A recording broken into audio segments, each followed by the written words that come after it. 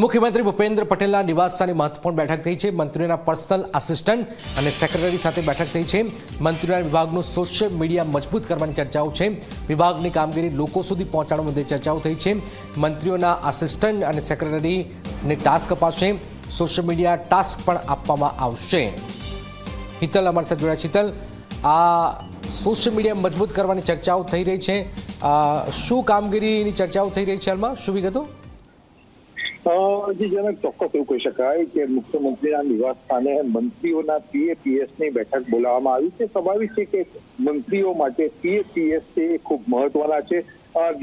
જે નિર્ણય લેવાતા હોય છે એમાં PAPSની પણ મહત્વની ભૂમિકા હોય છે। આ તમામ મુદ્દાઓ પર ચર્ચા વિચારણા કરવામાં આવશે અને માર્ગદર્શન આપવામાં આવશે। સ્વાભાવિક છે સિનિયર અધિકારીઓ દ્વારા માર્ગદર્શન આપવામાં આવશે અને ખાસ કરીને સોશિયલ મીડિયાની જે ટીમ હોય છે, મુખ્યમંત્રીની સોશિયલ મીડિયાની ટીમ છે એ માર્ગદર્શન આપશે, કારણ કે મંત્રીના ત્યાં લેવાતા નિર્ણયો અને પ્રજા ઉપયોગી જે કામો છે એ લોકો સુધી સોશિયલ મીડિયામાં પહોંચે એ કેવી રીતે સરળતાથી પહોંચાડી શકાય અને કેવી રીતે એને વધારે હાઇલાઇટ કરી શકાય, આ તમામ મુદ્દાઓ ઉપર માર્ગદર્શન આપવામાં PAPSને આવશે અને એના કારણે જ્યારે પણ કોઈ નિર્ણય લેવાયો હોય તો તેનું માર્કેટિંગ સરકાર દ્વારા જ કેવી રીતે કરી શકાય સોશિયલ મીડિયામાં, એ પરિપ્રેક્ષમાં આખો વર્કશોપ જેવું આયોજન કરવામાં આવ્યું છે। જી જરાક બિલકુલ બિલકુલ, આભાર હિતલ। તો મંત્રીઓના વિભાગનું સોશિયલ મીડિયા મજબૂત કરવાની ચર્ચાઓ થઈ રહી છે, વિભાગની કામગીરી લોકો સુધી પહોંચાડવા મુદ્દે ચર્ચાઓ થઈ છે।